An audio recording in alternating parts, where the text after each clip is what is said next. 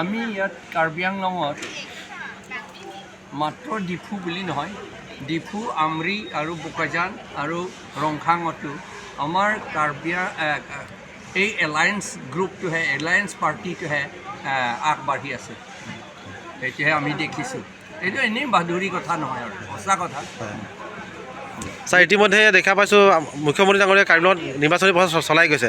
আপোনালোকে যিহেতু alliance party হয়, আপোনালোকৰ সেইফালে কোনোবা ষ্টাৰ কেম্পেইনাৰ এনেকৈ আহিব নেকি বাহিৰৰ পৰা কোনোবা? আপোনালোকৰ দলৰ ষ্টাৰ কেম্পেইনাৰ হয়, ৰাহুল গান্ধী অহা কথা, কাৰ্বি আংলঙত অহা কথা আছে নেকি? হয় হয় হয় হয়, তাৰমানে আপোনাৰ সেইফালে বোকাজানত আহিব। চৰিহাজান বোলা ঠাই। হয় হয় হয়, আৰু অন্যান্য 2 তাৰিখ বুলি কৈছে। 2 তাৰিখে হয় হয়। তো ছাৰ, আপুনি সামগ্ৰী কেনেকুৱা দেখিছে বৰ্তমান পৰিস্থিতিটো কাৰ্বি আংলঙৰ নিৰ্বাচনী? দেখিছে যে মানুহবিলাক ইমান দুখীয়া হৈ গ'ল নহয়, ইমান এট্ৰচিটি অন্যায় কৰিছে ৰাইজক। সেইকাৰণে ৰাইজে গোটেইখিনি ওলাই আহিছে এই বিজেপিৰ বিৰুদ্ধে। হয় হয়, কি ক'লে? আমিতো আশা আছোঁ পূৰা এইটো। ছাৰ, ইতিমধ্যে এলায়েন্স পাৰ্টি আছে, কিন্তু আমাৰ হাওৰাঘাট সমষ্টিত দেখিছোঁ আপোনালোকৰ দলৰ ফালৰ পৰা প্ৰাৰ্থী দিয়া হৈছে, কি ক'ব? এলায়েন্স এটা স্কিম, হয় হয়, যিটো এলায়েন্স পাৰ্টিয়ে অখিল গগৈৰ লগতো 2টা ঠাইত যে ফ্ৰেণ্ডলি কণ্টেষ্ট হৈছে, সেই একেই ছিষ্টেম হাওৰাঘাটতো ফ্ৰেণ্ডলি কণ্টেষ্ট হৈছে।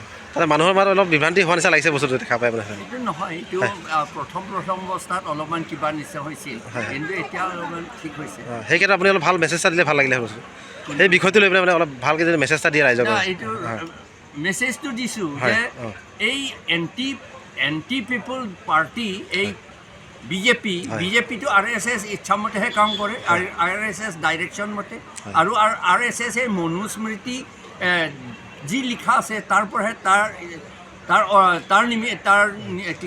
অৰ্ডাৰ মতেহে কৰা হয় তেওঁলোকে। আৰু মনুস্মৃতিটো কৈছে যে শূদ্ৰসকলে বোলে তেজত আৰু মাংসতটোহে সেইটো গোলাম আছে বুলিহে কৈছে। চাকৰকৈ বেয়া নহয় জানো গোলাম, সেইটো আছে, আৰু তেওঁলোকে সদায় গোলাম হৈ থাকিব বুলি কৈছে। আমাৰ ট্ৰাইবেলসকলক তেওঁলোকে শূদ্ৰ বুলি কোৱা হয়। আমি শূদ্ৰ নহয় অৱশ্যে, আমাৰ ইচ্ছামতে আমাৰ শূদ্ৰ নহয়, আমি নম্বৰ 1, আমি ক্লাছ 1তে আছোঁ। তথাপি তেওঁলোকে এই যিবিলাকে মনুস্মৃতি মানে তেওঁলোকে সেইটো কথাই কয়। সেইকাৰণে বিজেপি চৰকাৰটো মানুহবিলাকক অমানুষ কৰিবলৈহে বিচাৰিছে, কিন্তু এনিমেল নিচিনা ব্যৱহাৰ কৰিবলৈ বিচাৰিছে তেওঁলোকে। সেইটো ৰাইজে এইটো কেতিয়াও এইটো নামানে। এইটো ছাৰ, আপুনি যদি জয়ী হৈ আহে, কাৰ্বি আংলঙৰ কিবিলাক সমস্যাৰ ওপৰত বেছি গুৰুত্ব দিব আপুনি?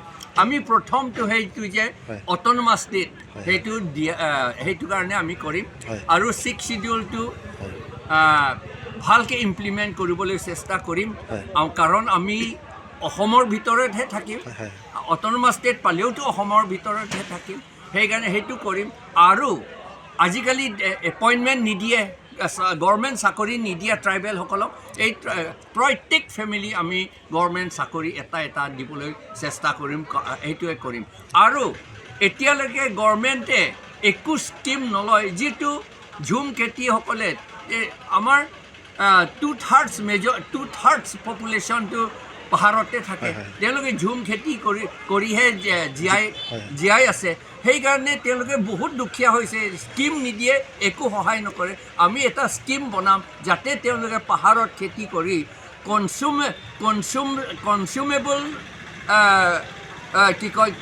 কনজিউমেবল ক্ৰপছ, এইটো খেতি কৰিবলৈ আমি স্কিমটো কৰিম। ঠিক আছে বাৰু, বহুত ধন্যবাদ ছাৰ, থেংক ইউ। যিকোনো খবৰৰ বাবে যোগাযোগ কৰক আমাৰ এই নম্বৰত 9181 307 221।